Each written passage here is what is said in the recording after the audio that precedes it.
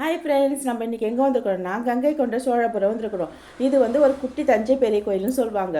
என்னடா இது குட்டி தஞ்சை பெரிய கோயில் சொல்கிறேன்னு பார்க்குறீங்க? ஆமாங்க, இது வந்து தஞ்சாவூரில் இருக்கிற சிவன் கோயில் மாதிரியே அதே மாதிரியே இருக்கும். அதை விட கொஞ்சம் சின்னதாக இருக்கும். ஏன் இது சின்னதாக இருக்குன்னு யோசிக்கிறீங்களா?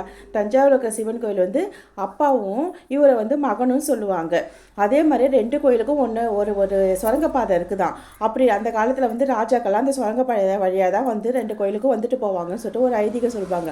நீங்கள் இந்த கோயிலுக்கு வந்திருக்கீங்களா? அவ்வளோ பிரம்மாண்டமாக இருக்குது. எல்லா கல்வெட்டுமே சூப்பராக இருக்குது. நிறைய கல்வெட்டுகள் கொஞ்சம் அழிஞ்சிருச்சு, எல்லாம் கிழிஞ்சு விழுந்துருக்குது. பாருங்கள், ஸ்கூல் பசங்களாம் நிறைய டூரிஸ்ட்லாம் வந்து பார்க்குறாங்க. நீங்கள் வந்தீங்கன்னா மறக்காமல் இந்த கோயிலை பாருங்கள். தஞ்சாவூருக்கு போக முடியலன்னா கண்டிப்பாக இந்த கோயிலுக்கு வந்தீங்கன்னா தஞ்சாவூருக்கு அதே மாதிரி அதே மாடலில் இருக்கும். சூப்பராக இருக்குது பாருங்கள். நான் வந்தேன், எனக்கும் ரொம்ப பிடிச்சிருந்தது. அதே மாதிரி நீங்கள் வந்தீங்கன்னா பார்த்தீங்கன்னா ரொம்ப மெய் மறந்து பார்ப்பீங்க. நெக்ஸ்ட் வீடியோவில் சந்திப்போம். பாய்.